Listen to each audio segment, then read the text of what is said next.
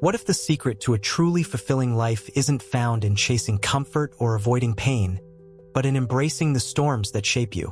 Welcome to ZenLight 8, where we dive deep into the timeless wisdom of Stoicism, a philosophy that doesn't promise an easy life, but an unbreakable spirit. In today's video, we're uncovering how to live happier and more purposefully every single day by never quitting, never complaining, and never settling. Ready to transform your mindset and forge a stronger you? Let's get started. The unyielding spirit of never giving up. There's a fire inside you that doesn't need applause to burn brightly. It doesn't wait for perfect conditions or a cheering crowd to flicker into life. It glows fiercest in the quiet moments, when the world feels heavy, when doubt creeps in like a shadow, when every step forward feels like wading through quicksand. This is the essence of never giving up, a principle at the heart of Stoicism that doesn't just ask you to keep going but to remain fiercely loyal to the best version of yourself. To the Stoics, quitting isn't about abandoning a task. It's about betraying your own potential, your own reason, your own soul. It's a refusal to let life's trials dull your inner flame, no matter how relentless they seem. Imagine a marathon runner at mile 20, legs screaming, lungs burning, the finish line still a distant dream. The crowd's cheers have faded, and the only sound is their own ragged breath. Why do they keep running? Not for the medal, not for the glory, but because they've made a silent promise to themselves, to become someone who doesn't break when the road gets brutal. This is what Marcus Aurelius meant when he wrote, "The impediment to action advances action. What stands in the way becomes the way." Obstacles aren't roadblocks. They're the very path to your growth. Every stumble, every ache, every moment you're tempted to stop is an invitation to forge something stronger within you. To never give up is to see hardship not as a punishment but as a crucible, shaping you into someone who can carry heavier loads with grace. Let's ground this in a real story. Consider Sarah, a single mother in Chicago working 2 jobs to keep her family afloat. By day, she's a barista, smiling through endless orders. By night, she's studying online for a nursing degree, her eyes heavy but her resolve unshaken. There are days when the exhaustion feels like a tidal wave, bills piling up, her kids needing more than she can give, the dream of a better future seeming impossibly far. Yet Sarah doesn't quit, not because she's fearless, but because she's committed. Each late-night study session, each shift she powers through, is her way of saying, "I am more than my circumstances." She's not running from her struggles. She's using them as stepping stones. Her persistence isn't loud or flashy. It's the quiet strength of showing up day after day for the person she's promised herself she'll become. Like Sarah, the Stoic understands that life's weight doesn't define you. Your refusal to crumble beneath it does. This principle isn't about blind stubbornness or ignoring reality. It's not about charging headfirst into a wall or pretending pain doesn't exist. To never give up is to move forward with clarity, to pause when needed, to adjust your course, but to always return to your purpose. Think of a sculptor chiseling away at a block of marble. Sometimes the hammer strikes too hard, sometimes the chisel slips, but the artist doesn't throw the stone away. They study the cracks, learn from the mistakes, and keep shaping the vision they hold in their mind. Life is that block of marble, and every challenge is a chance to carve out something extraordinary. The Stoics believed that persistence isn't just about endurance, it's about evolution.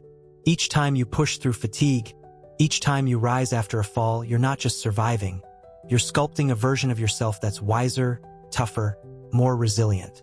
What makes this mindset so powerful is its universality.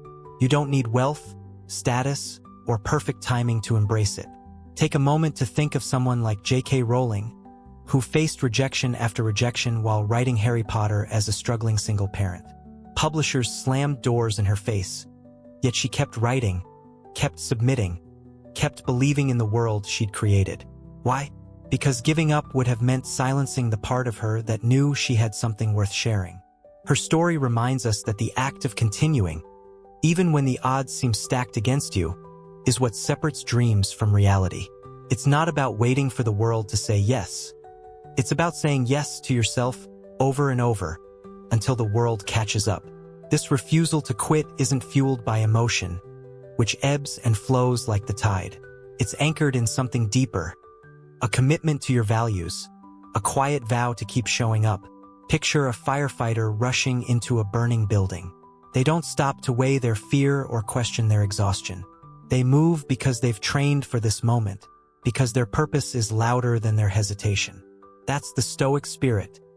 Not unshaken, but unyielding.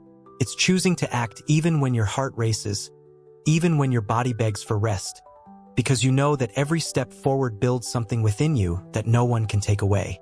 It's trusting that the process itself, the grit, the grind, the unseen hours, is crafting a soul that can weather any storm.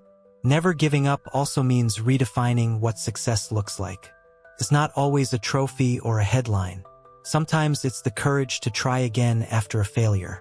Sometimes it's the discipline to study one more hour when you're bone tired. Sometimes it's the strength to forgive yourself and keep moving forward. Consider a small business owner in a rural American town, pouring their heart into a bakery that's struggling to stay open. The economy's tight, customers are few, but they keep baking, keep innovating, keep greeting each visitor with a smile. Why? Because success, to them, isn't just profit. It's staying true to their craft, their community, their dream. That's the Stoic victory. Not in the outcome, but in the effort. It's knowing that every day you choose not to quit, you're laying another brick in the foundation of a meaningful life. This mindset shifts how you see the world. Pain becomes a teacher, not a tyrant. Doubt becomes a signal to dig deeper, not a reason to retreat. Every challenge, no matter how small, is a chance to prove to yourself that you're capable of more. It's not about being perfect. It's about being present. It's about waking up each morning and asking, what can I do today to honor the person I'm becoming? And then doing it, even when it's hard, even when it's unglamorous, even when no one's watching. Because the truth is, you're watching. Your soul is keeping score, and every time you choose to keep going, you're etching strength into your character that will carry you through life's darkest moments. So what might happen if you decide right now to never give up? Not on your dreams, not on your values, not on the quiet fire that burns within you. What new strength might you discover on the other side of this struggle? What wisdom might you gain by refusing to let adversity have the final word? The Stoics didn't just endure, they thrived because they saw every trial as a chance to grow. And that growth begins with a single powerful choice: to keep showing up, to keep fighting, to keep becoming. But this is only the beginning. To never give up is just the first step. What transforms that commitment into a life of purpose is the discipline you build around it, the structure that turns resolve into destiny. Discipline is destiny. There's a quiet power in choosing to show up when every fiber of your being begs for retreat. It's not the loud, fleeting rush of inspiration that carries you through life's storms. It's the steady, unshakable rhythm of discipline. To the Stoics, discipline isn't a punishment. It's a preparation, a sacred act of building the strength you'll need when the world tests you. It's the foundation upon which your character stands, the scaffolding that holds you upright when motivation fades and doubt creeps in. Discipline is destiny, not because it guarantees success, but because it shapes who you become. It's the daily choice to say yes to your higher self, even when the easier path whispers for you to settle. Picture a farmer in the Midwest, rising before dawn to tend fields that won't yield for months. The soil is stubborn, the weather unpredictable, yet they plant, water, and weed with unwavering consistency. Why? Because they know the harvest doesn't come from a single day's effort, but from 1,000 small, unglamorous acts of commitment. This is discipline in its purest form, not a burst of passion, but a deliberate rhythm. The Stoics saw life this way: a series of choices, each one a brick in the monument of your character. Every time you choose to act despite fatigue, to focus despite distraction, to uphold your standards despite temptation, you're casting a vote for the person you're becoming. These votes aren't counted by anyone else. They're tallied in the quiet of your soul, shaping a destiny only you can claim. Discipline begins in the moments no one sees. It's the writer who sits at their desk each morning, even when the words won't come. It's the teacher who prepares lessons late into the night, knowing their students deserve their best. It's the athlete who laces up their shoes for a run, rain or shine, because they've promised themselves progress. These aren't grand gestures. They're small, deliberate acts that compound over time. The Stoics understood that strength isn't born from a single heroic moment, but from the repetition of right action. Seneca warned, "It is not that we have a short time to live, but that we waste much of it." Every skipped workout, every ignored promise, every moment you let comfort win is a vote for a weaker version of yourself. But every time you choose discipline, you're building a foundation that can withstand life's heaviest blows. Let's ground this in a real story. Meet James, a recovering addict from Seattle who rebuilt his life through the power of routine. After years of chaos, he found salvation in structure. Waking at 5 a.m., journaling his thoughts, attending meetings, and working a steady job.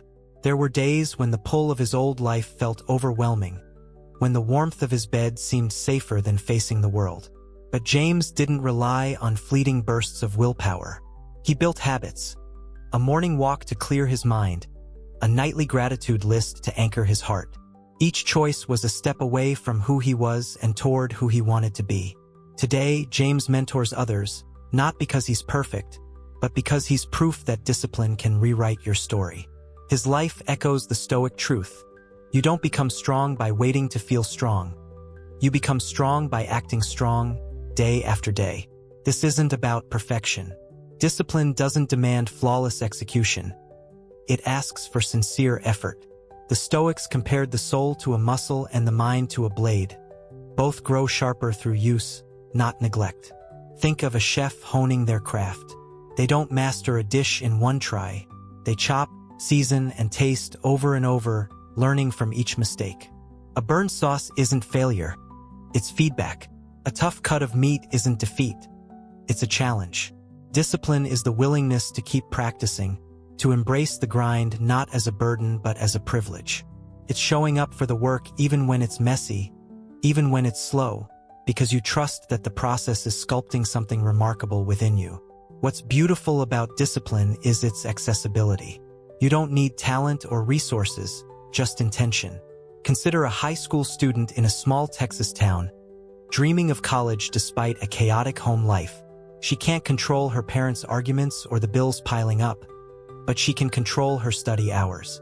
Each night, she sits at a wobbly kitchen table, textbooks spread out, tuning out the noise to focus on her future. Her discipline isn't glamorous. No one's posting it on social media, but it's powerful. It's her saying, "I am the architect of my life." Every chapter she reads, every equation she solves, is a brick in the bridge to her dreams. That's the Stoic promise. Discipline gives you agency, no matter your circumstances. But discipline isn't just about action. It's about alignment. It's ensuring your thoughts, words, and deeds point toward the same North Star. Epictetus taught that the mind is the most unruly force we face, constantly swaying with moods and excuses. Discipline tames it. It's choosing to get up early, not because it's trendy, but because it reclaims your time. It's saying no to distractions, not out of deprivation, but out of devotion to your purpose. It's returning to your values when life tempts you to stray, not because it's easy, but because it's honest. Each act of restraint is an act of respect for yourself, for your potential, for the life you're building. It's a quiet rebellion against chaos, a declaration that you won't let impulse steer your ship. This commitment transforms you over time. Think of a river carving a canyon. A single day's flow seems insignificant, but years of steady current shape stone into something awe-inspiring. Discipline works the same way. It's not the one big choice that defines you. It's the thousands of small ones, made in obscurity, that sculpt your destiny. The Stoics didn't chase fleeting highs. They sought lasting clarity. They knew that motivation is a fickle guest, but discipline is a loyal companion. When the morning feels heavy, when doubt clouds your mind, discipline is the hand that pulls you forward, reminding you of the promises you've made to yourself. Discipline also builds trust in yourself. Every time you follow through, you prove to yourself that you're reliable, that your word matters. This self-trust becomes your armor when life gets tough. Picture a nurse working long shifts in a busy hospital. She's exhausted, her feet ache, but she keeps going, not because she loves every moment, but because she's built a habit of showing up fully. Her discipline isn't just for her patients. It's for the woman she sees in the mirror, the one who knows she's capable of more than she feels in any given moment. That's the gift of discipline. It reminds you who you are when you're tempted to forget. So, what would your life look like if you embraced discipline as your destiny? If you treated every choice as a chance to vote for your highest self? Imagine the clarity, the strength, the peace that could emerge from a life built on steady, intentional effort. The Stoics didn't promise an easy path. They promised a meaningful one. And that path begins with the small, daily acts that no one else sees but that you feel in your bones. Choose discipline today, not because it's comfortable, but because it's the surest way to become the person you were meant to be. But discipline alone isn't enough. It's only when you face life's obstacles head-on that you discover what it's truly forged within you. Obstacles are the test. Life doesn't test you when the sun is shining and the road is clear. It tests you in the dark, when the wind howls and the path disappears. To the Stoics, these moments aren't misfortunes. They're opportunities, raw and unpolished, to shape your character into something extraordinary. Obstacles aren't punishments sent to break you. They're invitations to reveal the strength you didn't know you had. They're the crucible where resilience is forged, the mirror that shows you who you really are. And in that reflection, you find not just endurance, but courage, the kind that doesn't wait for fear to vanish but acts in its presence, proving that bravery is a choice, not a feeling. Consider a mountain climber scaling a sheer cliff. Halfway up, the holds grow scarce, their muscles burn, and a gust of wind threatens to pull them off. The summit feels impossibly far, and every instinct screams to turn back. But they don't. They breathe, refocus, and find the next grip, not because they're fearless, but because they've trained their mind to see the obstacle as the path itself. Marcus Aurelius captured this when he said, "What stands in the way becomes the way." The cliff isn't their enemy. It's their teacher, demanding focus, patience, and grit. Each move upward isn't just progress. It's proof that they're stronger than their doubts. Life's challenges work the same way. They don't block your growth, they define it. Let's bring this to life with a story. Meet Maria, a first-generation college student in Los Angeles. Raised in a neighborhood where dreams often faded under the weight of survival, she faced obstacles most can't imagine. Financial strain, family responsibilities, and the constant pressure to give up on her education. Her first semester was brutal. Failing grades, long bus rides to campus, and a lingering fear that she didn't belong. It would have been easy to quit, to call it a mistake, and go back to what felt safer. But Maria saw her struggles differently. Each late-night study session, each professor's critique, each moment of self-doubt was a test, not of her worth, but of her resolve. She sought help, adjusted her approach, and kept showing up. Today, Maria's a graduate, working as a social worker to lift others up. Her obstacles didn't stop her. They shaped her into someone who could change lives. Her story echoes the Stoic truth. Difficulties don't diminish you. They refine you. Obstacles reveal what's inside you. They strip away the noise and force you to confront your limits. Not to shame you, but to show you where you can grow. Think of a small business owner in Atlanta, launching a cafe during an economic downturn. Customers are scarce, loans loom, and every day feels like a gamble. The temptation to close shop is constant, but instead, they experiment, new recipes, community events, longer hours. Each setback teaches them something. A failed promotion shows what customers want. A tight budget sharpens their resourcefulness. The struggle isn't a sign they're failing. It's proof they're learning. The Stoics believed that strength only emerges through resistance, like a tree growing tougher in the wind.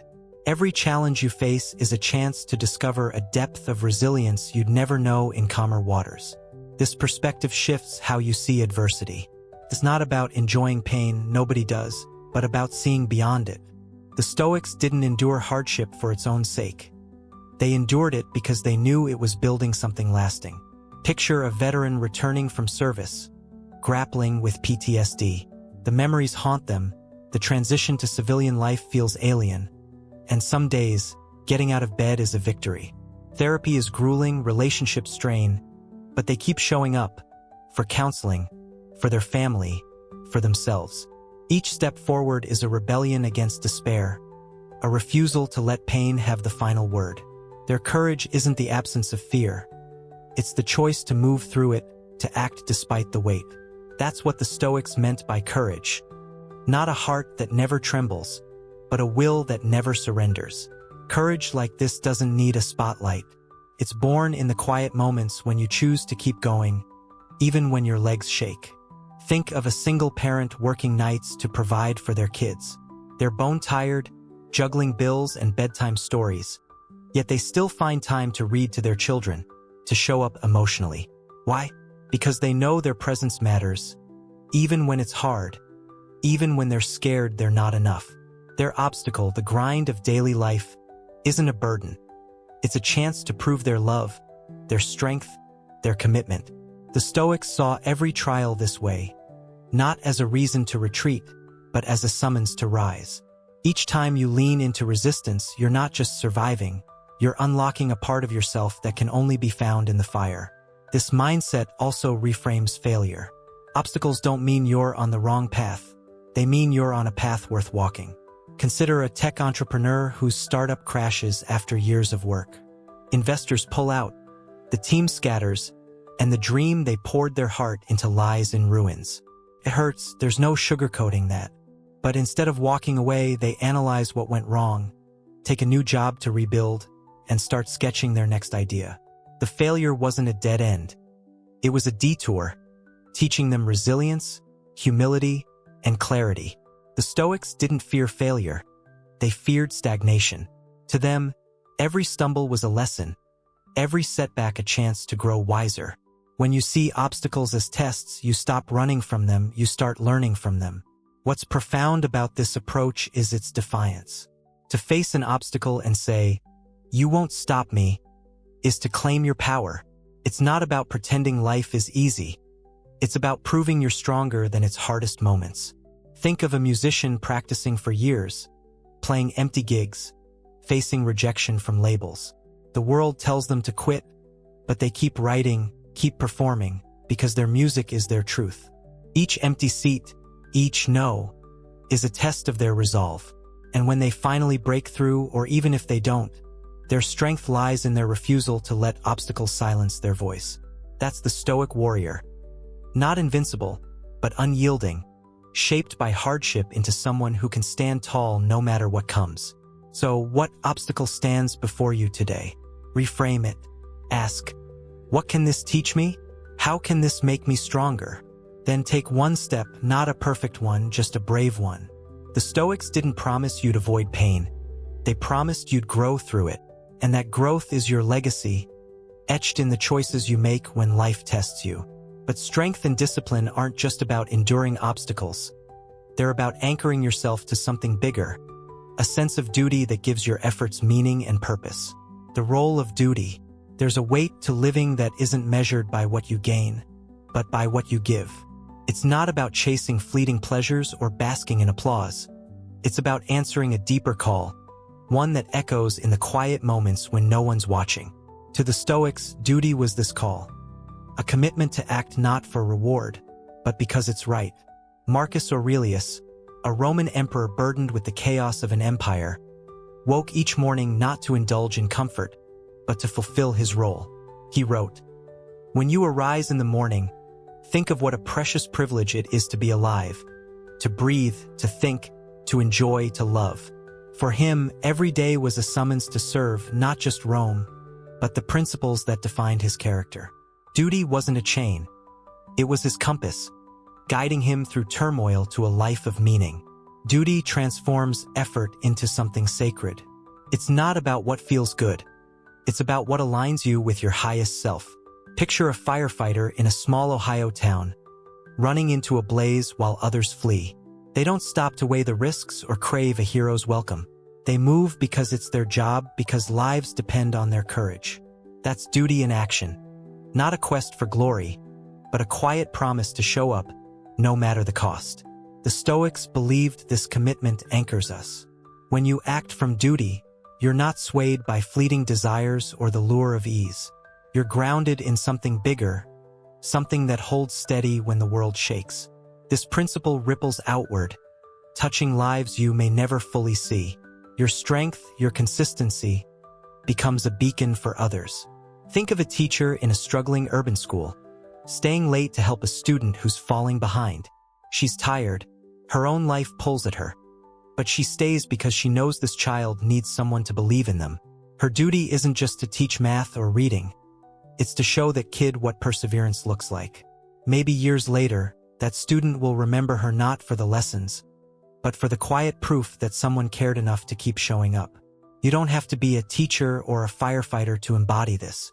Every time you honor a commitment, whether it's keeping a promise to a friend, finishing a task you'd rather avoid, or simply being present for your family, you're shaping the world around you. Your duty becomes a signal fire, reminding others that strength is real, that it's practiced, not mythical. Let's ground this in a story. Meet David, a father in Denver who lost his wife to cancer. Left to raise 2 young daughters alone, he faced grief that could have swallowed him whole. There were mornings when getting out of bed felt impossible, when the pain of loss drowned out everything else. But David didn't let himself sink. He woke each day for his girls, not because he felt strong, but because they needed him to be. He cooked breakfast, drove them to school, listened to their stories, even when his heart ached. He took a second job to keep the bills paid, not for praise but because it was his role. Over time, his daughters grew into women who carried his resilience, his love, his quiet resolve. David's duty wasn't glamorous. It was gritty, woven into the daily choice to show up. His life proves what the Stoics knew. Duty isn't about feeling ready. It's about acting anyway, because your actions echo beyond yourself. Duty also means keeping promises to yourself, even when the spark fades. It's easy to start a new habit, running each morning, writing a novel, learning a skill, when excitement fuels you. But what happens when the novelty wears off, when the grind sets in? The Stoics didn't rely on passion. They leaned on principle. Think of a nurse in training, studying late after a long shift. The dream of helping others feels distant when exhaustion hits, but she keeps going. Not because it's fun, but because she's vowed to become someone who saves lives. Each page she reads, each exam she passes, is a nod to that vow. Duty is the bridge between who you are and who you're becoming, built one faithful step at a time. This commitment isn't about perfection. You'll falter, miss a deadline, snap at a loved one, let a goal slip. But duty calls you back, not with shame, but with clarity. It asks, what can you do now? Consider a small business owner in New Orleans, keeping her restaurant open through hurricanes and hard times. Some days she doubts she can go on. Customers dwindle, costs rise. But she remembers her staff, who rely on her, and the community that loves her gumbo. Her duty isn't just to her dream, it's to the people tied to it. So she adapts, cuts costs, tries new recipes, and keeps the doors open. Her resolve isn't loud. It's steady, a testament to the Stoic belief that duty is about showing up, even when it's inconvenient, even when it's invisible.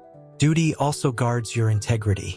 It's the sentinel at the gate of your values, refusing to let them erode.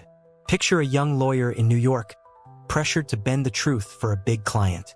The payoff tempts him: money, status, a corner office. But he thinks of the kid he once was, who believed in justice, and the mentor who taught him to stand firm. Saying no costs him the deal, maybe the job, but it saves something deeper, his self-respect. Duty means choosing principle over preference, not because it impresses others, but because it aligns you with the truth you carry inside. It's living in a way that lets you look in the mirror and know you're still you. What's powerful about duty is its ripple effect. Your choices don't just shape you, they inspire others to rise. Think of a single mom in rural Georgia, working double shifts to send her son to college. She doesn't talk about sacrifice. She just does it day in, day out. Her son watches, learns, and grows into a man who values hard work and loyalty. Her duty becomes his foundation, a legacy that outlives her. The Stoics knew this. When you live with purpose, you light a path for others, even if you never see where it leads. Your life becomes a quiet leadership, a proof that integrity isn't just possible, it's powerful. So, what's your duty? Who depends on your strength even if they never say it? What promises have you made, to yourself, to others, that deserve your loyalty? Define them, hold them close, and let them guide you. Duty isn't a burden. It's an honor, a chance to build a life that matters. It's the courage to act when your heart hesitates, to serve when your body begs for rest, to stand tall when the world pushes you down. The Stoics didn't chase ease. They chased meaning, and they found it in the daily choice to fulfill their role. Embrace that choice, and you'll find a strength that carries you through any storm. But duty alone doesn't complete the journey. It's in the present moment, where every action unfolds, that you truly claim your power. The power of the present. In a world that pulls you toward yesterday's regrets and tomorrow's worries, there's one place where you hold the reins. Right now. The present moment is your domain, the only space where you can act, choose, and shape your life. The Stoics understood this with fierce clarity. They knew that dwelling on the past breeds guilt, and obsessing over the future fuels anxiety. But the now, this breath, this decision, is where your power lives. Marcus Aurelius urged, confine yourself to the present. This isn't about ignoring what's been or what's to come. It's about embracing the only moment you can truly influence. To live in the present is to wield a quiet courage, to face life's chaos with focus, and to transform the impossible into the possible, one step at a time. The present is where you meet yourself. It's where fear, doubt, and pain show their faces, daring you to flinch. But when you stay grounded here, you discover something remarkable. Most struggles are bearable. The mountain that looms in your mind shrinks when you focus on the next foothold. Think of a marathon runner at mile 15, legs heavy, sweat stinging their eyes. The finish line feels like a fantasy, but they don't think about it. They focus on the next step, the next breath. That's the Stoic way. Not escaping discomfort, but engaging with it. When you're fully present, fear loses its grip. It's not that it vanishes. It's that you see it for what it is. A shadow, not a wall. You realize you don't need to conquer the whole race, just this moment, then the next. Let's bring this to life. Meet Aisha, a graphic designer in Brooklyn who battled crippling anxiety after losing her job.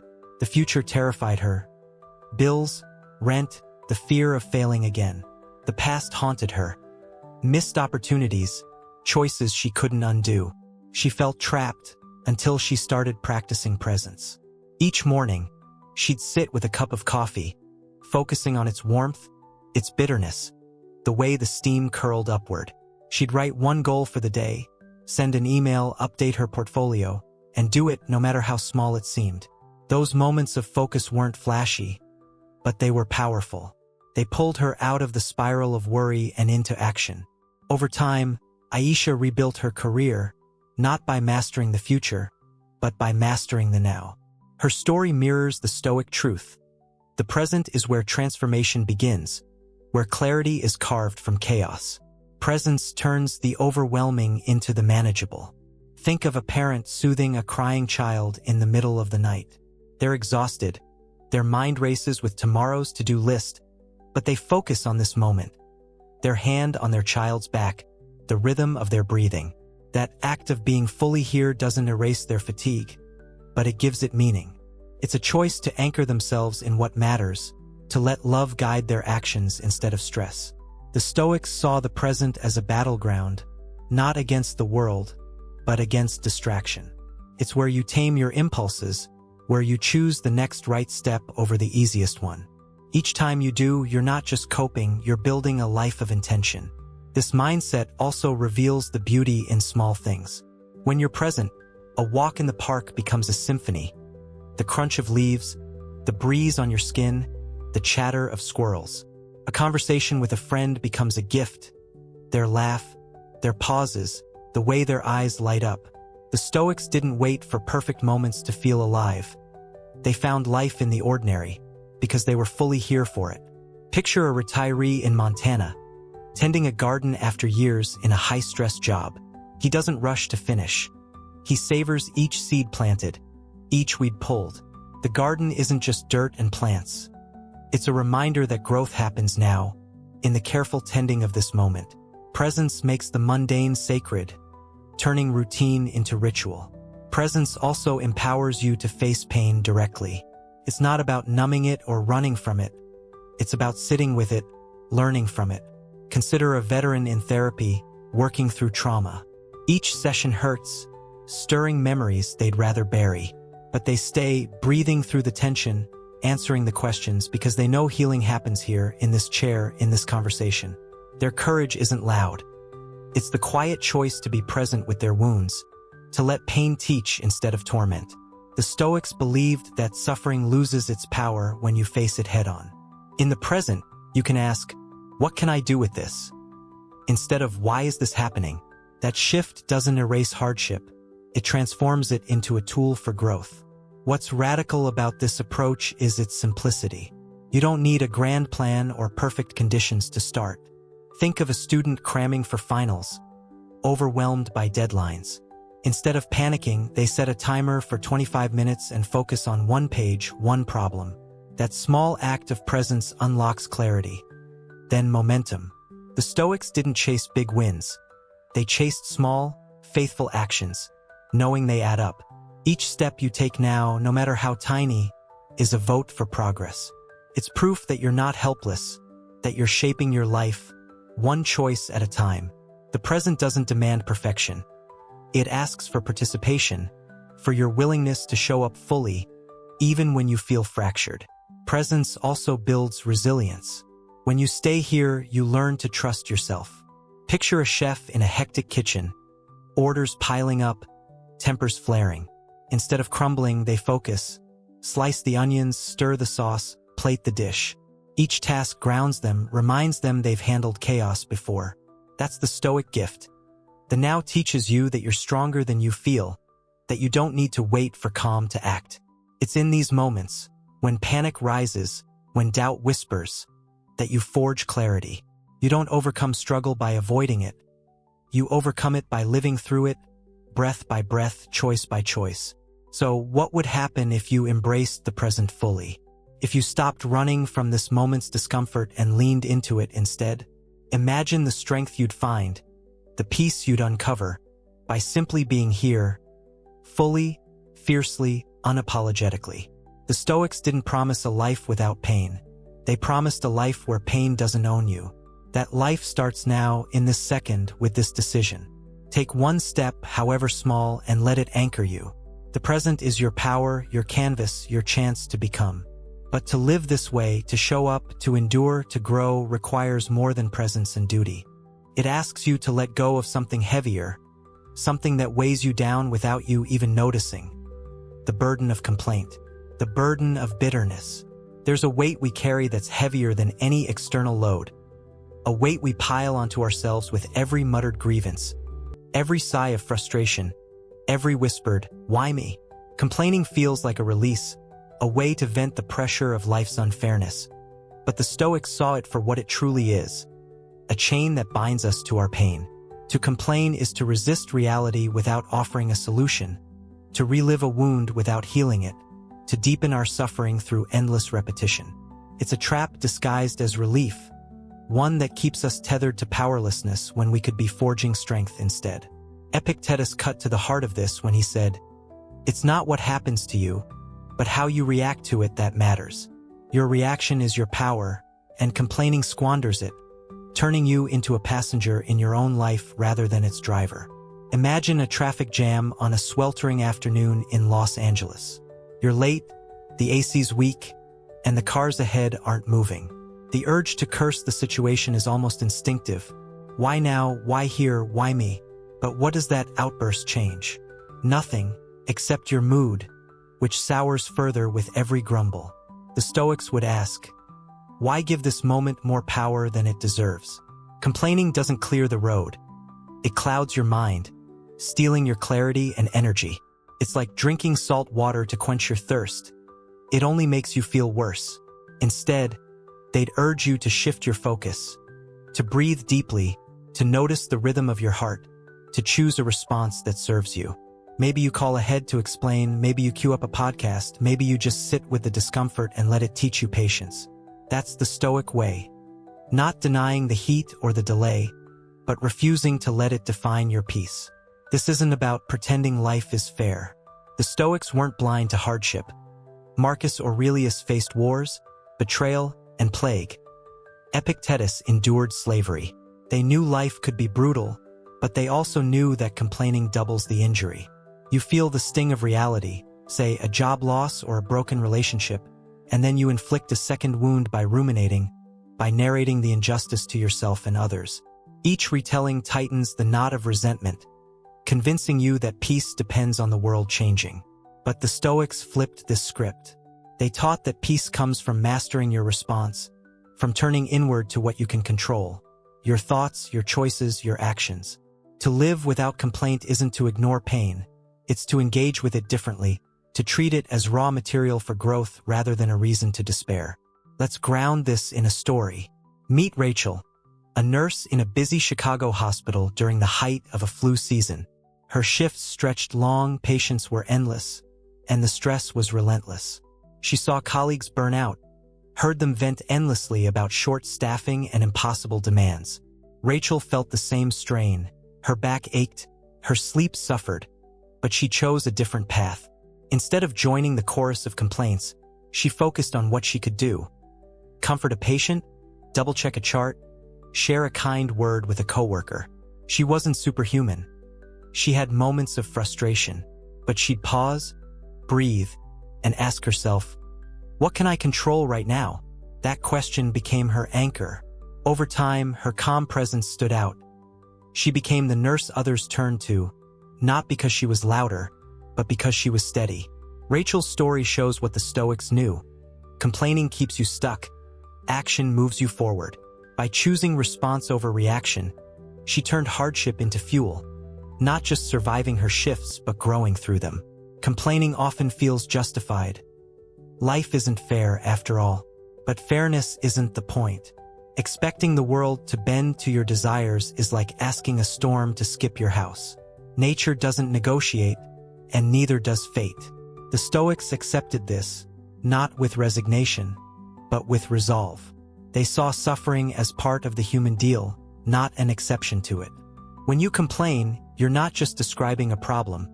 You're reinforcing a mindset that says, I'm powerless unless things change. That's a lie. Your power lies in how you meet the moment, in choosing to act rather than lament. Think of a small business owner in Miami, hit hard by a hurricane. His shop's flooded, inventories ruined, and insurance is slow. He could spend days railing against the storm, the government, the economy, and many would nod along. But instead, he starts cleaning, salvages what he can, and opens a pop-up stand to keep cash flowing. His response doesn't undo the damage, but it rebuilds his hope, his momentum, his future. Complaining would have kept him drowning. Action pulled him ashore. This shift isn't easy. Complaining is seductive. It's loud. It's social. It's a quick hit of validation. Scroll through any online forum, and you'll see it. Threads of people bonding over shared gripes, each post feeding the cycle. But the Stoics knew this validation is hollow. It doesn't solve the problem. It buries you in it. Living without complaint doesn't mean silencing your emotions. It means channeling them into something useful. It's the difference between shouting into the void and building a bridge across it. Picture a single dad in rural Texas, juggling work and kids after a divorce. He could complain about his ex, his boss, his exhaustion, and some days he wants to, but he chooses to act. He cooks dinner, helps with homework, tucks his kids in. Each choice is a rebellion against bitterness, a vote for the man he wants to be. His life isn't perfect, but it's purposeful, because he's decided his energy is too precious to waste on what he can't change. The beauty of this approach is its freedom. When you stop complaining, you reclaim your power. You're no longer waiting for the world to fix itself. You're fixing what's within your reach. It's not about being cheerful or ignoring reality. It's about being useful. The Stoics didn't curse the rain, they built shelters. They didn't rant about betrayal, they strengthen their trust in themselves. This mindset turns obstacles into opportunities, not by magic, but by choice. It asks you to look at your pain and say, what can I do with this? Instead of why did this happen? That question unlocks action, clarity, strength. It's the alchemy of turning leaden frustration into golden resolve. So what would your day look like without a single complaint? Try it just one day. No grumbling about the weather, the traffic, the coworker who slacks off. Notice how your energy shifts, how your mind clears. You're not ignoring life's flaws. You're refusing to let them own you. The Stoics didn't promise a world without problems. They promised a mind that could rise above them. That rise begins when you let go of complaint and choose action instead. When you decide that your peace is worth more than your resentment. But this choice isn't made in silence. How you speak, the words you choose, shapes this transformation even further. The language of strength. Words are more than sounds. They're spells, casting shapes around your thoughts, your reality, your life. The Stoics understood this deeply. What you say doesn't just describe your world. It builds it. Complaining, with its sharp edges and heavy tones, doesn't just point to weakness. It carves it deeper into your soul. Every, I can't take this, or this isn't fair, is a brick in a wall that separates you from your strength. But the Stoic chooses a different language, one of clarity, purpose, and truth. Their words don't grumble or inflate. They guide, they elevate, they forge. Instead of saying, I'm overwhelmed, they ask, what can I learn from this? That shift isn't just semantic. It's seismic, transforming not just how you speak, but how you see, how you live. Think of a coach on a chilly Saturday morning, rallying a youth soccer team after a tough loss. The kids are down, blaming the ref, the field, each other. It's easy to join in, to nod and say, yeah, it was unfair. But this coach kneels down and says, what did we learn today? How can we get better? Those words don't erase the score, they change the story. They turn defeat into a lesson, frustration into fuel. The kids walk off the field not as losers, but as learners, heads a little higher. That's the power of language. It doesn't just reflect your mindset, it shapes it. The Stoics knew this, choosing their words with the precision of a sculptor, knowing each one chips away at either weakness or strength. Complaining is a habit, and like any habit, it's built through repetition. Say, this is too much often enough, and you'll start to believe it before you've even tried. Mutter, life's unfair, and you'll train your mind to see every challenge as an injustice rather than an opportunity. Words aren't neutral, they're seeds, and what you plant grows. Picture a software developer in Silicon Valley, stuck on a bug that's derailing her project. Deadlines loom, her team's frustrated, and the temptation to vent is strong. This system's a mess, but she catches herself. Instead, she says, let's break this down. What's the next step? That question doesn't fix the code, but it shifts her focus from chaos to clarity. It invites solutions, not surrender. Over time, her team notices. She's not just a coder, she's a leader, because her words build bridges instead of walls. Let's bring this to life with a story. Meet Tom, a high school janitor in Atlanta who'd been passed over for promotions for years. He could have filled his days with complaints about his boss, his pay, the kids who left trash everywhere. Many would have understood. Some would have joined in. But Tom spoke differently. When coworkers griped, he'd nod, then say, I'm just glad I've got a job to do. At work, he'd greet students with a smile, ask about their day, share a quiet word of encouragement. His words weren't loud, but they were steady, reflecting a mind trained to see possibility over lack. One day, a teacher overheard him cheering up a struggling student and recommended him for a mentorship program. Today, Tom's a counselor helping kids find their way, not because he shouted about injustice, but because he spoke with purpose. His language didn't just describe his life, it changed it. The Stoics were masters of this restraint, not out of fear, but out of respect for words' weight. Seneca advised that speech should be simple and unpretentious, not to dim its power, but to sharpen it. A mind trained in Stoicism speaks to clarify, not to rant, to instruct, not to inflate. Before speaking, they ask, is this useful? Is this true? Is this necessary? If not, silence is stronger. Think of a parent at a tense family dinner, where old wounds threaten to flare. The urge to snap, to dredge up past slights, is fierce. But instead, they say, I hear you. Let's find a way forward. Those words don't erase the hurt. They redirect it, building a path to healing instead of a cycle of blame. That's Stoic speech. Not repressed, but refined, choosing impact over impulse. This discipline extends inward. The words you say to yourself, your inner dialogue, shape your reality just as much. Picture a college student bombing a midterm, their mind screaming, I'm a failure. That phrase isn't just a thought. It's a verdict, one that can spiral into despair. But a Stoic mind pauses, reframes, I didn't do well this time. What can I improve? That question doesn't erase the grade, it opens a door to growth. It's a small shift with massive stakes, because your self-talk is the script you live by. Complain to yourself and you'll cast yourself as a victim. Speak with strength and you'll step into resilience. It's not about fake positivity, it's about honest clarity, about choosing words that serve your progress instead of your pain. Words also lead others. Think of a manager in a struggling startup, facing a team on edge. Sales are down, morale's shaky, and complaints are brewing. She could vent alongside them, this market's brutal, and they'd nod, but nothing would change. Instead, she says, we've hit a wall. Let's find a way through it together. Her words don't sugarcoat the problem. They frame it as a challenge, inviting action, unity, hope. That's leadership through language, not by dodging reality, but by shaping how it's met. The Stoics spoke this way, not to be heard, but to be effective, knowing their words could lift or sink those around them.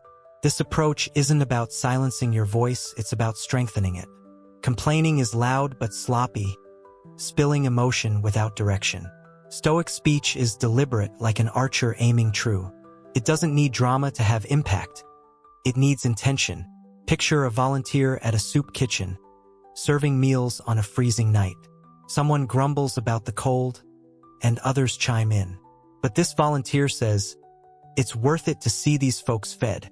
That sentence shifts the mood, not by ignoring the chill, but by pointing to purpose.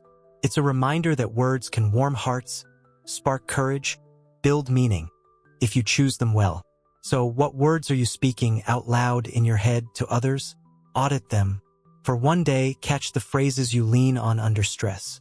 Do they empower you, or do they shrink you? Replace, I can't handle this, with this is my training ground.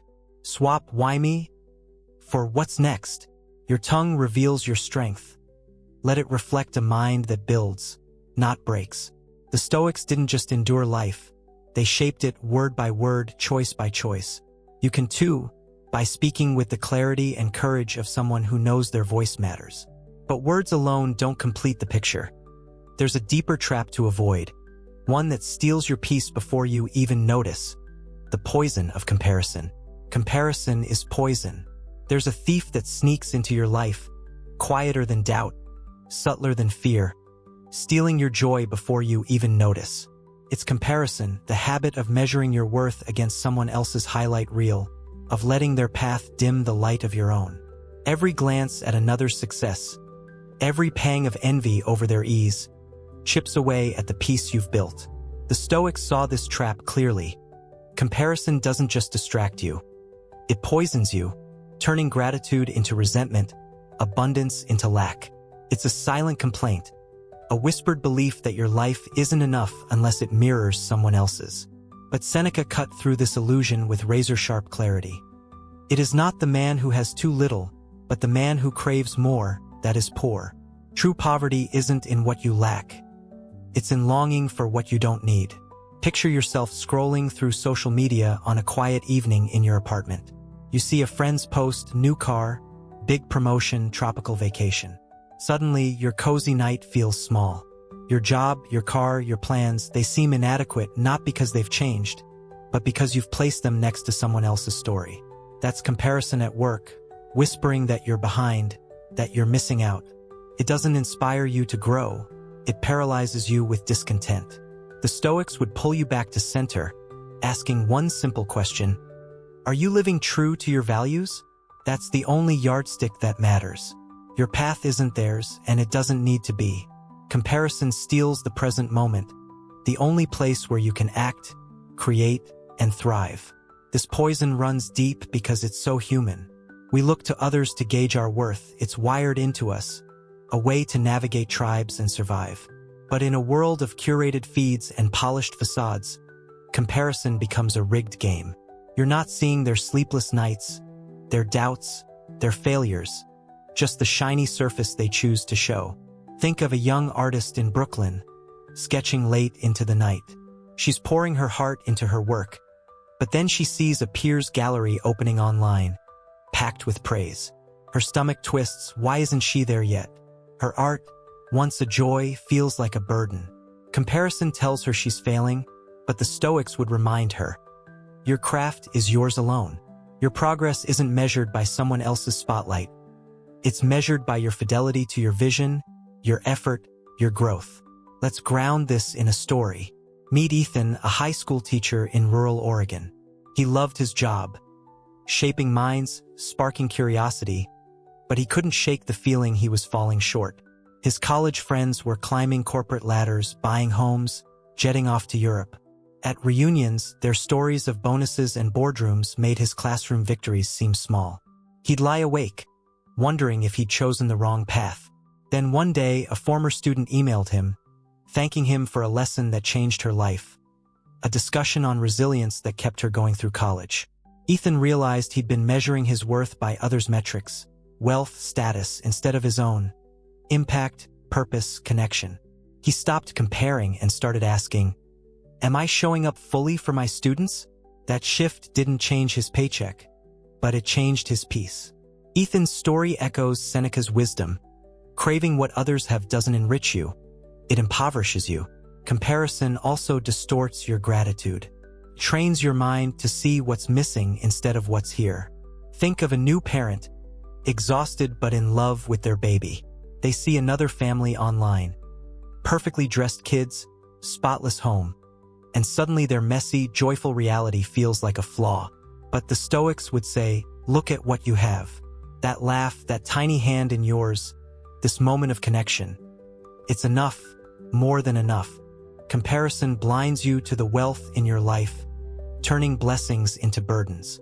It's not about ignoring ambition. It's about grounding it in your own values, not someone else's version of success. This mindset frees you to run your own race. Consider a small business owner in Austin, launching a coffee shop in a crowded market. She could obsess over the chain down the street, its sleek branding, its packed tables. But instead, she focuses on her vision. Local beans, cozy vibes, real conversations. She asks, am I building something true to me? That question keeps her steady, even when sales dip. Her shop grows not because she outdid the chain, but because she stayed loyal to her path. The Stoics didn't chase others' lives. They chased their own integrity. They knew no one's journey is as perfect as it seems, and no peace can be built on borrowed dreams. Breaking free from comparison takes practice. It's catching yourself when envy creeps in and redirecting your gaze inward. Picture a recent graduate, job hunting in a tough economy. He sees classmates landing dream roles while he's stuck sending resumes. The sting is real, but he pauses, says aloud, that's not my path, and refocuses. What's my next step? Maybe it's tweaking his cover letter, maybe it's networking, maybe it's learning a new skill. Each choice pulls him back to his own progress, his own values. The Stoics would nod. They didn't measure success by outpacing others, but by improving themselves. Your only competition is the person you were yesterday, and your only goal is to live a life that honors your truth. This shift also protects your energy. Comparison is exhausting. It's a treadmill that never stops, always pushing you to want more, be more, have more. But when you let it go, you reclaim that energy for what matters. Think of a writer in Chicago, grinding out her first novel. She used to obsess over bestseller lists, feeling small next to literary giants. Now, she focuses on her pages, her characters, her voice. Her work isn't perfect, but it's hers, and that's enough. By releasing comparison, she's not just writing. She's living, fully present in her craft. The Stoics knew this freedom. When you stop chasing shadows, you start building substance. So what if you stopped comparing today? What if you looked at your life, your struggles, your victories, your quiet moments, and said, "This is mine, and it's enough"? Imagine the lightness, the clarity that could come from running your own race. The Stoics didn't promise you'd outshine others. They promised you'd shine for yourself, in a way no one else could. Let go of comparison, and you'll find your path isn't just enough. It's extraordinary, because it's yours. But to walk it fully, to savor it deeply, requires something more. A discipline that turns even the hardest days into moments of meaning. The discipline of gratitude. Content 9. The discipline of gratitude. In the midst of life's storms, when the winds howl and the ground feels unsteady, there's a quiet strength you can summon. Not by denying the tempest, but by choosing to see the light within it. Gratitude isn't a passive feeling that arrives when everything's perfect. It's a deliberate act, a discipline that refuses to let hardship define you. It's the courage to look at what remains, to honor what's still here, even when loss or struggle looms large. Marcus Aurelius captured this when he wrote, "Do not indulge in dreams of having what you have not, but reckon up the chief of the blessings you do possess." The Stoics didn't wait for life to hand them reasons to be thankful. They created them, training their minds to find meaning in the ordinary, the difficult, the fleeting. Gratitude is their armor, shielding the soul from bitterness and giving dignity to every step. Gratitude doesn't ignore pain. It transforms how you carry it. Picture a firefighter in a small Colorado town, exhausted after a long shift battling wildfires. His body aches, his lungs burn, and the flames still rage. It'd be easy to sink into frustration, to curse the heat and the endless hours. But as he sips water during a break, he looks at the sky, still blue despite the smoke, and feels a quiet thanks for his team, his strength, this moment of rest. That gratitude doesn't erase the fire, but it shifts his heart. It reminds him why he's here, to protect, to serve, to endure. The Stoics practiced this alchemy, turning struggle into significance not by pretending it's easy, but by finding what's worth honoring within it. This discipline is a choice, not a mood. It's waking up on a gray morning, when your to-do list feels like a mountain, and saying, "I'm alive. I'm here. I have a chance to try." It's not about glossing over reality. It's about seeing it clearly, flaws and all, and choosing to focus on what's still good. Think of a single mom in Detroit, juggling work and kids in a cramped apartment. Bills pile up, her car's on its last legs, and some days hope feels thin. But each night, she tucks her children in and whispers thanks for their laughter, for the warmth of their home, for the strength she's found in loving them. That gratitude isn't naive. It's defiant, a refusal to let scarcity steal her joy. It's her way of saying, "This life, with all its cracks, is still mine, and I'll cherish it." Let's ground this in a story. Meet Clara, a cancer survivor in Nashville. Treatment was brutal. Chemo drained her. Fear shadowed her days, and the future felt like a question mark. Friends urged her to stay positive, but that felt hollow. Then she read about Stoicism and started a small practice. Each morning, she wrote 3 things she was grateful for. Some days it was big, her daughter's smile, a clear scan. Other days it was small, a warm blanket, a kind nurse, a deep breath without pain. Those words on paper didn't cure her, but they anchored her. They reminded her that even in the fight, there was beauty, there was life. Today, Clara's in remission, volunteering to help others through treatment. Her gratitude wasn't a cure. It was a compass, guiding her through darkness with grace. Her story proves what Marcus Aurelius knew. You don't find gratitude, you forge it, and it forges you in return.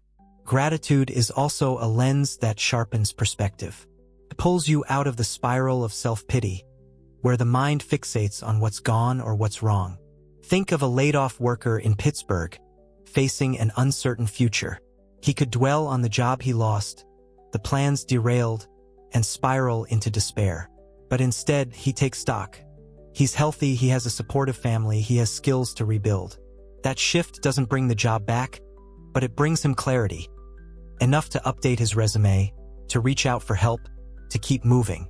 The Stoics practice this daily, reminding themselves that every moment, however flawed, is a gift some pray for. To breathe, to feel, to try again. These are privileges, not burdens, and gratitude unveils them. This discipline builds resilience like a muscle growing stronger with use. Picture a teacher in a rural school, facing a tough year. Disruptive students, tight budgets, endless paperwork. She's tempted to burn out, to see only the chaos. But she starts each day by noting one thing she's thankful for. A student's breakthrough, a colleague's joke, the quiet of her classroom before the bell. That practice doesn't fix everything, but it steadies her. It's her armor against despair, letting her carry the load with dignity. The Stoics saw gratitude as a kind of courage, not loud or flashy, but enduring, a silent rebellion against the pull of bitterness. It doesn't make problems vanish, it changes how you meet them, turning obstacles into steps, not walls. Gratitude also connects you to others. When you focus on what you have, you notice the people who make it possible. The friend who listens, the stranger who smiles, the coworker who stays late to help. Think of a barista in Seattle, working long shifts for low pay. She could resent the grind, but instead, she's thankful for her regulars. Their names, their stories, their small kindnesses. That gratitude turns her counter into a community, her job into a purpose. The Stoics knew this. To be grateful is to see the web of lives around you, to recognize that no one stands alone. It humbles ego, softens judgment, and builds bonds that outlast hardship. What's profound about gratitude is its accessibility. You don't need wealth or ease, just attention. Consider a retiree in Florida, living on a fixed income. His days are simple, his means modest, but he finds joy in small rituals. A morning walk, a library book, a call with his grandkids.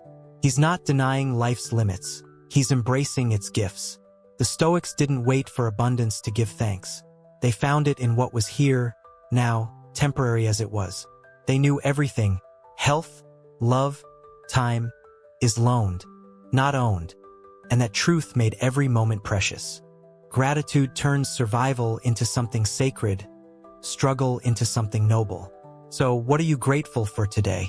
Not vague platitudes, but real, raw truths, the coffee in your cup, the air in your lungs, the chance to keep going. Start small. Write 3 things each night, not to check a box, but to train your heart. If the day was hard, find what strengthened you. If it was easy, find what grounded you. Let gratitude be your discipline, your lens, your shield. The Stoics didn't promise a life without pain. They promised a life where pain could teach, where loss could reveal, where every step could mean something. That life is yours to claim, moment by moment, thanks by thanks. But gratitude and focus aren't the final steps.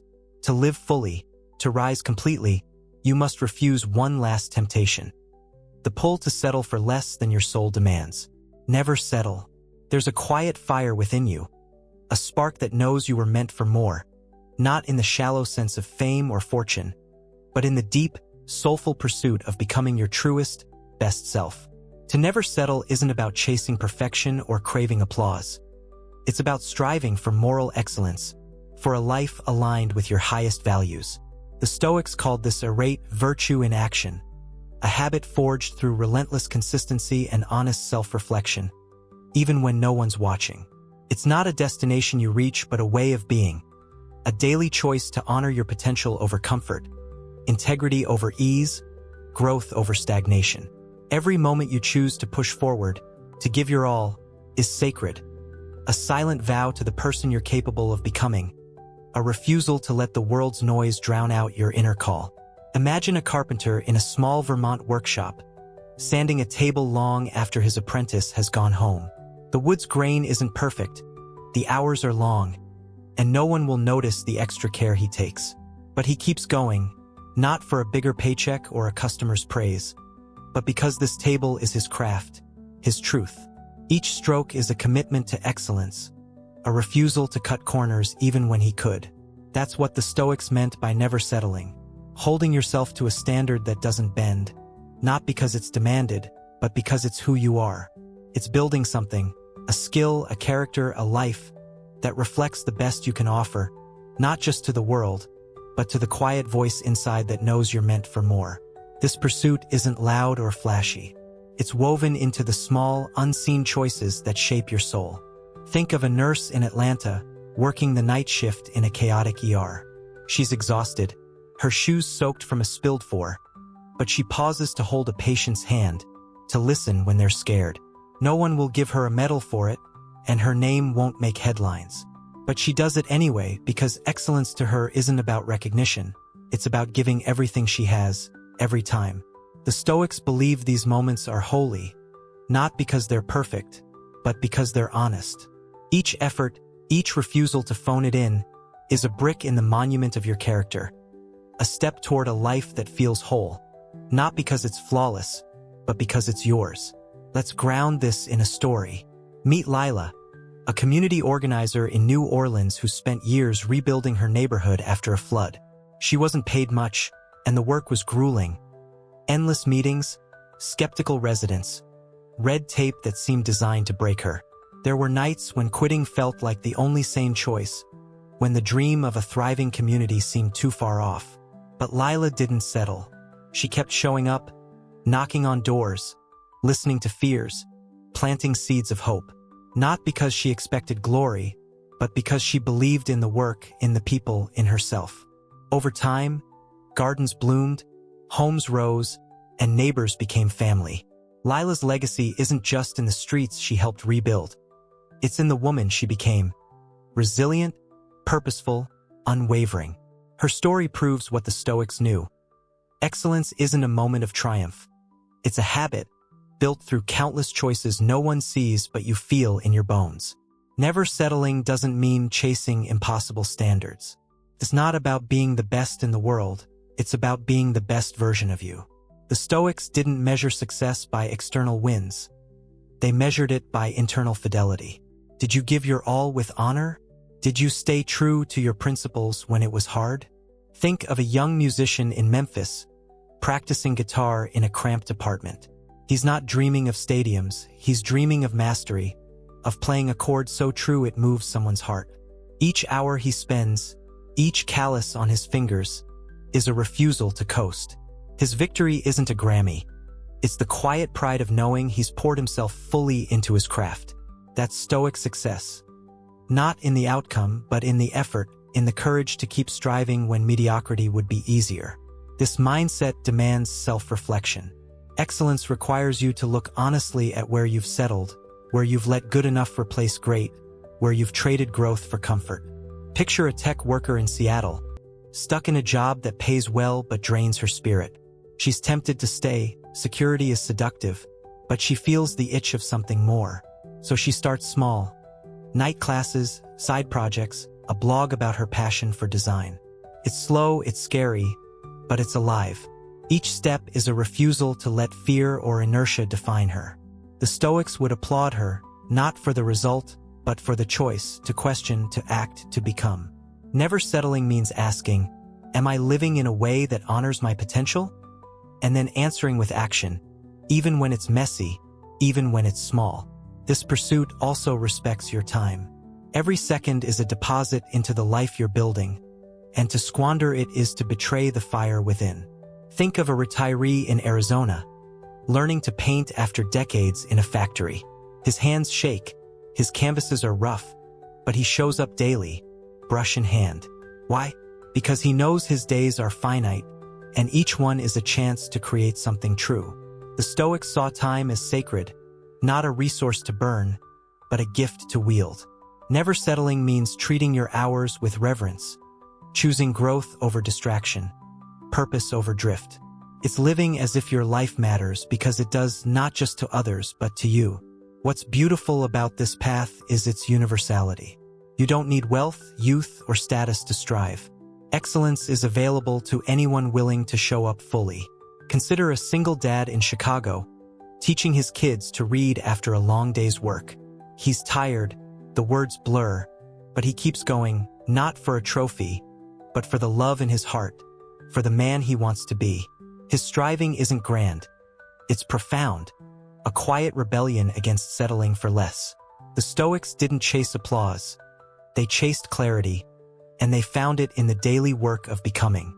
Every time you choose to rise, to push, to refine yourself, you're joining them, building a life that shines not because it's perfect, but because it's honest. So what would happen if you refused to settle today? If you looked at one corner of your life, your habits, your dreams, your heart, and said, I'm meant for more? Imagine the strength you'd uncover, the purpose you'd ignite, by choosing to strive, not once, but every day. The Stoics didn't promise ease, they promised meaning, and that meaning lives in the choice to keep becoming, to keep carving your soul into something even adversity must respect. Never settle, not because you must be flawless, but because you were never meant to stay small. You stand at the crossroads of every moment, holding the power to shape not just your day, but your destiny. The Stoics didn't offer a map to a perfect life.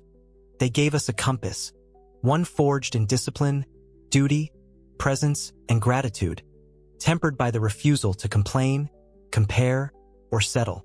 This journey we've traveled together, from the unyielding resolve to never give up, through the steady rhythm of discipline, to the courage to face obstacles head-on, has been a call to live deliberately, to claim your life as your own. It's not about erasing pain or chasing fleeting highs. It's about building a soul that can weather any storm, that finds meaning in the struggle, that shines in the quiet moments no one else sees. Picture yourself years from now looking back. What will you see? A life of regrets, of chances not taken, of moments lost to bitterness or distraction, or a life of courage, of small, faithful choices that added up to something extraordinary. The Stoics believe that greatness isn't in what you achieve, but in who you become, a person of integrity, resilience, and purpose, someone who lived not for applause, but for truth. That person is within you, waiting for you to say yes, to show up, to keep going. Every trial you've faced, every doubt you've wrestled, every step you've taken has been preparing you for this. A life worth living, not because it's easy, but because it's yours. This path isn't solitary. You're joined by countless others, past and present, who've chosen to rise, to endure, to strive. From Marcus Aurelius scribbling by lamplight to Lila rebuilding her community. From Rachel finding peace in a hectic hospital to Clara writing gratitude through cancer. Their stories remind us, you're not alone.